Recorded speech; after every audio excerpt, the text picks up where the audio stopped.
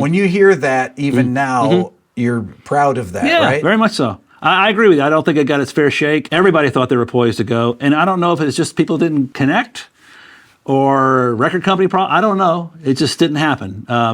But it's interesting. That's the first song. That's the first record I did when I moved back to Atlanta from LA.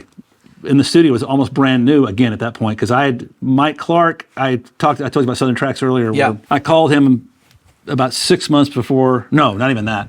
4 or 5 months before we moved back to LA. I said, "Hey man, I think moved back from LA." I said, "I think we're thinking about moving back to Atlanta." We put an offer on a house in LA, and then we just like at that night we went. We don't want to be. We want to go home. We want to, We had 3 little girls at that point. You can raise girls in LA. It's great, no problem. We just chose to raise them back in Atlanta, and it was just starting to happen for me. So most people I knew thought, "You're out of your gourd. This is dumb.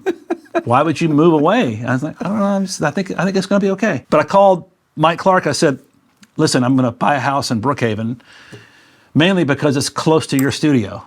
So, but I need you to make some improvements because it's not quite He goes, "Well, what are you talking about?" I said, "You need a bigger board, more mics, better machines, whatever." And his response was, "Okay, great, no problem." Now, what I suggested to him was over $1 million of improvement. Yeah. And he just went, "Okay, sounds good." And I just went, and so I got to tell you, him saying that at that moment gave me such confidence. Like he didn't think about it. Right. So I'll always be appreciative of that because that was a moment where I was like, I think I'm doing the right thing. I mean, if he said, "I don't know, man, let's just see how it goes." I mean, but he was like, "Okay, yeah, that makes sense to me. Let's do it." Like no hesitation. And he bought a SSL G Plus then. Yeah, correct? big SSL. Bought a bunch of new mics. I'd like to take a second to talk to you about this channel. This is actually Rick Beato 2. I've had it since the beginning of my main channel, and many of you are not subscribed. As a matter of fact, 87% of the people that watch this channel regularly are not subscribed. So I encourage you to hit the subscribe button on this channel and on my main channel. This will help me get even more of my dream guests and help continue to grow both channels. Thank you. I want to talk about some technical things here about this as far as the mix of this. Okay, so there's this beautiful low sub to this. Did you mix with a sub back then?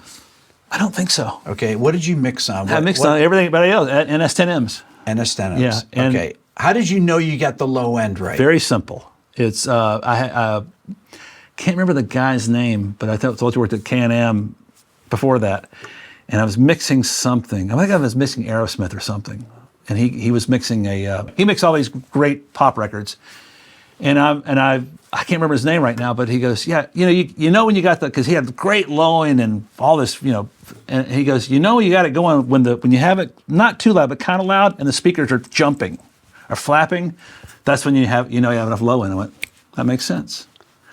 Because you can't hear it. Can't hear it. Just watch the speakers. Yeah, watch the speakers, and if they start, you hear the flapping, you got too much. If you see them flapping, you're doing good. So that's how I mix most of that stuff. Okay. Plus, if you turn it way down, yeah, you can hear the low end. The cymbals don't sound like they're being compressed. They're super clear. I don't know. I'm sure they were at some point, but no, not. I mean, the whole track's being compressed. The whole track's being compressed, but the cymbals are not splashy. It's not like you have your room mics that are super compressed and everything's just all hashy. Well, part of that is also, at this point, again, I moved to Atlanta and I had started buying gear to have there. Yeah. One of the reasons I have so many guitars is because in my mind, I live in Atlanta. There's no rental anymore, so I got to have all this stuff here, and that was my explanation. So I had tons of amps and tons of guitars and drum sets and keyboards, but I always bought old, sort of crusty Zildjians, and they were more expensive than the new ones, but they spoke better. You could compress them. They wouldn't overwhelm the track. If you put a bunch of brand new cymbals up and you try to brighten and compress your drum track, it would sound like cymbals a lot more. So. And the drummer, Jerry, didn't hit particularly hard, and that was always great. Yeah. If you had a drummer that knew how to get not aggressive, but a really good sound without hitting that hard, always better. Most of the drummers I've worked with who did not hit as hard, it was easier to get them to sound great. But the ones who did hit hard, you just figure it out. The balance, though, between the cymbals and the drums is incredibly important, that the actual drummers are self-balancing. If you watch John Bonham, he does not bash the cymbals. Yep. He hits the drums hard, but he does Yeah. not bash the cymbals. That's exactly right. And I don't know that that's something you teach. I've worked with lots of great drummers, and they all have some sort of version of that going on, all of them. And they all have some version of hitting the snare in the right place, and some version of some are better than this than others, but the drummer's job is play great, repeat. That's it. You got to repeat it.